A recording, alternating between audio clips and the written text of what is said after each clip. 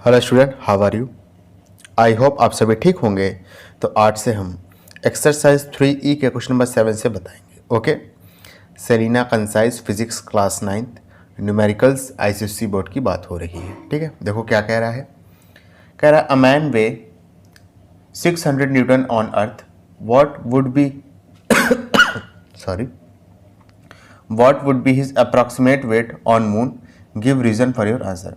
कह रहा है एक आदमी है, उसका अर्थ पे वजन कितना है, 600 न्यूटन का है।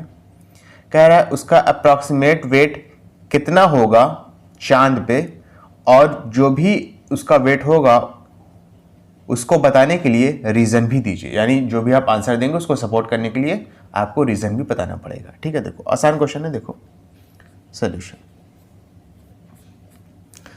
तो बेटा एक स्टेटमेंट है या एक फैक्ट है, फैक्ट ही कह लो, स्टेटमेंट नहीं, वो आपको पता होना चाहिए। जो मून की ग्रेविटी होती है ना बेटा, वो अर्थ की ग्रेविटी के 1/6 होती है। ठीक है, मैंने क्या कहा, जो मून की ग्रेविटी होती है वो अर्थ की ग्रेविटी के 1/6 होती है। ये आपको पता होना चाहिए। ठीक है, आप यहां पे क्या लिखोगे, moons gravity is 1/6 of earth gravity. जो मून की ग्रेविटी होगी ना बेटा, वो अर्थ की ग्रेविटी के 1/6 होगी। ठीक है, अब देखो समझना, वेट का फॉर्मूला क्या होता है, मास इंटू में ग्रेविटी। ठीक है, ये समझ लो आपका अर्थ पे है। किस पे है, अर्थ पे है। अर्थ पे ग्रेविटी क्या है, जी है। ठीक है, ये वेट ऑन अर्थ है, ये वेट ऑन मून है। ठीक है, अच्छा मास जो है बॉडी का, वो तो चाहे अर्थ पे लो, चाहे मून पे लो, चाहे सैटर्न पे लो, चाहे जुपिटर पे लो, वो तो हर जगह सेम होगा। क्योंकि भैया अमाउंट ऑफ सब्सटेंस किसी भी बॉडी में वो क्या कहलाता है, उस बॉडी का मास कहलाता है। और मास कभी भी चेंज नहीं होता है प्लैनेट के बदलने पे। ठीक है, ये आपका फैक्ट है, मास हमेशा कांस्टेंट रहेगा। क्लियर है। ग्रेविटी में चेंज आता है। अर्थ की ग्रेविटी के कितना गुना है, मून की ग्रेविटी 1/6 टाइम है। ठीक है, तो G/6 कर देंगे। ठीक है, अब समझना, W इंटू जी, माफ करिएगा, M इंटू जी, ये M इंटू जी। M इंटू जी क्या है, देखो M इंटू जी क्या है, वेट ऑन अर्थ है ना, तो WM क्या आ जाएगा बेटा, वेट ऑन अर्थ बाय 6। ये आपका स्टेटमेंट हो गया। समझ में आया कुछ कि नहीं आया, देखो फिर से समझ लो। वेट ऑन अर्थ क्या है, मास इंटू ग्रेविटी। ठीक है, मैंने अर्थ की ग्रेविटी को जी माना है। तो यहाँ पे मैंने एक स्टेटमेंट भी लिखा है कि जो मून की ग्रेविटी होगी ना बेटा, वो अर्थ की ग्रेविटी के 1/6 होगी। तो जो मून की ग्रेविटी है वो G/6 हो गई। M इंटू जी जो न्यूमरेटर में है, उसकी जगह आप क्या लिख सकते हो, वेट ऑन अर्थ, तो वेट ऑन अर्थ बाय 6 हो गया। यानी अगर हमको मून पे वेट निकालना है, तो जो अर्थ पे वेट है ना, उसको बस 6 से अगर डिवाइड कर देंगे तो वेट ऑन मून निकल आएगा। वही चीज यहां पे करेंगे। ठीक है, वेट ऑन अर्थ दिया है, इसको अगर 6 से डिवाइड कर देंगे तो वेट ऑन मून निकल आएगा। ठीक है, तो आप यहां पे लिखोगे weight on moon is equal to weight on earth divided by 6। Weight on earth कितना दिया है, 600 न्यूटन दिया है। इसको जब आप 6 से डिवाइड करोगे तो आंसर कितना आएगा, 100 न्यूटन। क्लियर है। और आपने अपना रीजन पहले ही बता दिया था कि मून की ग्रेविटी अर्थ की ग्रेविटी के 1/6 टाइम होती है। क्लियर है। चलिए इसके बाद अपना नेक्स्ट क्वेश्चन करेंगे, समझना बेटा। देखो क्या कह रहा है, कह रहा है what is the force of gravity and weight of a block of mass 10.5 kg। बहुत आसान क्वेश्चन है, देख लो। अच्छा, मैं आपको, अगर आपने मुझसे पढ़ा है इसके पहले के न्यूमेरिकल के जितने भी क्वेश्चन हैं इसी एक्सरसाइज के, तो मैंने आपको बताया था फोर्स ऑफ ग्रेविटी को ही वेट कहते हैं। ठीक है, तो यहाँ पे जो ए और बी जो अलग अलग सेक्शन करके पूछ रहा है, बेसिकली आपसे एक ही आंसर पूछ रहा है। क्योंकि फर्स्ट वाले में फोर्स ऑफ ग्रेविटी कह दिया है, सेकेंड वाले में वेट ऑफ अ ब्लॉक कह दिया है। ठीक है, लेकिन आपको ये चीज़ पता होनी चाहिए कि फोर्स ऑफ ग्रेविटी का मतलब ही होता है कि वेट पूछ रहा है। ठीक है, तो वेट क्या हो जाएगा आपका, वेट होता है मास इंटू में ग्रेविटी। मास दिया हुआ है आपका 10.5 kg, जी की वैल्यू दी हुई है 10, मल्टीप्लाई करेंगे आंसर कितना आएगा 105 न्यूटन आ जाएगा। ठीक है, ये आपका वेट भी हो जाएगा, ये आपका फोर्स ऑफ ग्रेविटी भी हो जाएगा। ठीक है, चाहो तो लिख लो, ये आपका वेट भी हो गया, वेट कितना आएगा 105 न्यूटन। ठीक है, और फोर्स ऑफ ग्रेविटी भी यही हो जाएगा, फोर्स ऑफ ग्रेविटी भी आपका यही हो गया। कितना हो गया 105 न्यूटन। क्लियर है बेटा अच्छे से? ओके, चलिए इसके बाद अपना नेक्स्ट क्वेश्चन करेंगे। देखो अगला क्वेश्चन क्या कह रहा है, कह रहा है a ball is released from a height and it reaches the ground in 3 second. If g is equal to 9.8 metre per second square, find the height from which the ball was released, the velocity with which the ball will strike the ground. कह रहा है एक ball है, उसको एक height से छोड़ा गया, यानी कहीं ऊपर से छोड़ा जा रहा है, और वो ग्राउंड तक पहुंचने में 3 सेकंड लगाती है, और आपको जी की वैल्यू दी हुई है 9.8 मीटर पर सेकंड स्क्वायर। ठीक है, तो पूछ रहा है वो हाइट बताओ जिससे आपकी बॉल छोड़ी गई थी। ठीक है, और फिर वो वेलोसिटी बताओ जिससे आपकी छोड़ी हुई बॉल ग्राउंड पे जाके टकराती है।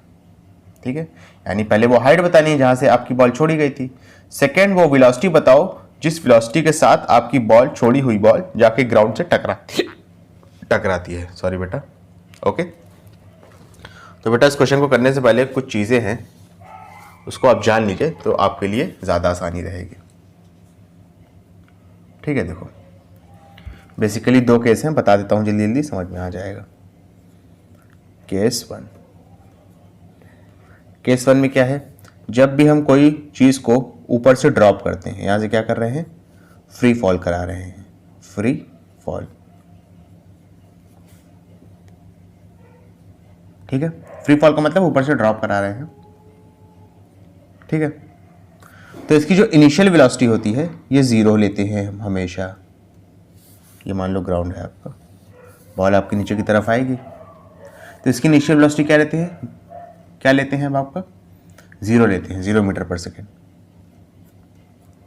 ठीक है, तो इस केस के लिए आपकी इक्वेशन ऑफ मोशन को कैसे हम बदलते हैं, देखो जरा, इक्वेशन ऑफ मोशन, जैसे ही आपका वर्टिकल मोशन आता है ना, चाहे वर्टिकल डाउनवर्ड मोशन हो चाहे वर्टिकल अपवर्ड मोशन हो, ये आपका वर्टिकल डाउनवर्ड मोशन है। वर्टिकल तो समझते हो ना, ये इसको कहते हैं हॉरिजॉन्टल, और जब कोई चीज ऐसे आती है ना तो इसको कहते हैं वर्टिकल। ठीक है, तो केस 1 किसका है, ये है वर्टिकल डाउनवर्ड का, वर्टिकल डाउनवर्ड का, या इसको आप फ्री फॉल भी कह सकते हो। तो इसमें इक्वेशन ऑफ मोशन देखो बदलती कैसे है, जब भी हम वर्टिकल मोशन की बात करेंगे, किसकी बात करेंगे, वर्टिकल मोशन की, तो जो आपका ए होता है ना, एक्सेलरेशन, इसको हम रिप्लेस कर देते हैं जी से। किससे, जी से। ठीक है, और अगर वर्टिकल डाउनवर्ड कोई चीज आ रही है, समझो पहली बात, यानी अगर कोई चीज ऊपर से नीचे आ रही है, ऊपर से नीचे आ रही है, ठीक है, तो हम इस्तेमाल करते हैं प्लस जी का, किसका, प्लस जी का। ठीक है, देखो कुछ चीजें हैं, फिर से बता देता हूं। आपकी कोई बॉडी अगर ऊपर से नीचे आ रही है तो उसको आप फ्री फॉल कहोगे या तो वर्टिकल डाउनवर्ड कहोगे। इसमें आप हमेशा इनिशियल स्पीड क्या लेते हो, 0 मीटर पर सेकंड लेते हो। इक्वेशन ऑफ मोशन में क्या चेंज आता है, जहां जहां पर ए है ना उसको हम प्लस जी से रिप्लेस कर देते हैं। मैं आपको लिख के भी बताता हूं। देखो फर्स्ट इक्वेशन ऑफ मोशन क्या है, v is equal to u plus a t था।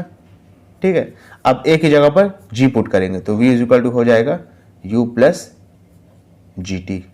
ठीक है, फर्स्ट इक्वेशन की बात हो गई, कैसे चेंज हुआ है। सेकंड इक्वेशन क्या था आपका, s is equal to u t plus half a t square था, सेकंड इक्वेशन ऑफ मोशन। अब देखो ये जो डिस्टेंस था ना, अब डिस्टेंस क्या बन जाएगा आपका, डिस्टेंस तो ये यहां से लेके यहां तक कवर होगा, अब आपका डिस्टेंस बन जाएगा हाइट, तो h is equal to u t plus में हाफ, ए की जगह पर जी इस्तेमाल कर लेंगे, टी स्क्वायर। समझ में आ रहा है कि नहीं, इसको ऐसे कर लो। थर्ड इक्वेशन ऑफ मोशन क्या होती थी, v square is equal to u square plus में 2as, तो सब कुछ सेम रहेगा, बस ए की जगह पर जी पुट कर देंगे, v square is equal to v square is equal to u square plus में 2g और s की जगह पर h पुट कर लेंगे। ठीक है, समझ लो, a को प्लस g से रिप्लेस करते हैं और s को h से रिप्लेस कर देते हैं। ठीक है, ये है आपका केस 1। क्लियर है? अब केस 2 की तरफ चलते हैं। केस 2 है आपका वर्टिकल अपवर्ड मोशन का, वर्टिकल अपवर्ड। इसका मतलब क्या है? इसका मतलब ये ग्राउंड है, यहां से कोई बॉल फेंकी गई है ऊपर की तरफ, मान लो यहां तक गई है। समझ में आ रहा है ना? ये है वर्टिकल अपवर्ड का। वर्टिकल अपवर्ड का मतलब होता है कोई बॉल ग्राउंड से फेंकी गई है ताकत लगा के ऊपर की तरफ। ठीक है, तो जो इसकी फाइनल वेलोसिटी यहां पहुंचने के बाद होगी ना, वो हो जाएगी आपकी 0 मीटर पर सेकंड। दोनों में फर्क समझ लो। फ्री फॉल में इनिशियल वेलोसिटी 0 लेते हैं, वर्टिकल अपवर्ड मोशन में फाइनल वेलोसिटी 0 लेते हैं। इनिशियल का पता नहीं, कोई कुछ भी हो सकती है। ठीक है, यहां पे देखो इक्वेशन ऑफ मोशन क्या होता है। इक्वेशन ऑफ मोशन को हम कैसे एडजस्ट करते हैं? इक्वेशन ऑफ मोशन, ठीक है, ए को रिप्लेस करते हैं यहाँ पे -g से, समझना, और s को जो है h से ही रिप्लेस करते हैं। s तो डिस्टेंस है तो वो हाइट ही रहेगा, h से रिप्लेस हो जाएगा, लेकिन a जो है ये आपका -g से रिप्लेस होगा। अच्छा, -g और +g क्यों लगता है ये भी समझ लो। ये वर्टिकल डाउनवर्ड मोशन था ना, ये अर्थ की तरफ आ रहा है। ठीक है, तो +g से नीचे आएगा, और ये अर्थ के, ये वाली बॉल जो है ये अर्थ से दूर जा रही है, यानी अगेंस्ट द ग्रेविटी वर्क कर रही है, तो इस वजह से -g हो जाएगा आपका एक्सेलरेशन। ठीक है, ये चीज समझ में आई? चलो लिख लेते हैं, इसके बाद तो लिख ही लोगे आप। पहली क्वेश्चन होती है v = u + at। अब क्या हो जाएगा? v = u, a की जगह पर -g इस्तेमाल करेंगे तो प्लस और -g मिलके हो जाएगा -gt। मैंने क्या कहा देखो, आप इतना समझ लो, बस a की जगह पर हमने -g इस्तेमाल कर लिया, आगे प्लस लगा था, -g इस्तेमाल करेंगे, प्लस माइनस मिलके माइनस हो जाएगा। ठीक है, सेकेंड इक्वेशन ऑफ मोशन क्या है भैया? s = ut प्लस में हाफ at², ये है, तो s को h से रिप्लेस कर देंगे, ut की जगह ut ही रहेगा। ठीक है, हो जाएगा -12gt²। वही चीज़ है, a की जगह पर -g इस्तेमाल करेंगे, आगे प्लस लगा है, प्लस माइनस मिलके माइनस हो जाएगा। ठीक है, थर्ड इक्वेशन ऑफ मोशन क्या है आपका? v² = u² प्लस में 2as, ये है, तो हो जाएगा v² = u² माइनस में 2gh। क्लियर है? इतनी सी चीज़ें हैं, ये आपको आनी चाहिए, क्वेश्चन में आगे हेल्प करेंगी। ठीक है, अब देखो अभी वाला क्वेश्चन करते हैं, है तो आसान वैसे। कह रहा है a ball is released from a height and it reaches the ground in 3 second. बहुत आसान क्वेश्चन है, देखो सोल्यूशन। ठीक है, टाइम आपको दिया है, यहाँ पे टाइम क्या दिया है बेटा? 3 सेकेंड। जी की वैल्यू दी है 9.8 मीटर पर सेकेंड स्क्वायर। ठीक है, अब देखो यहाँ पे क्या कह रहा है?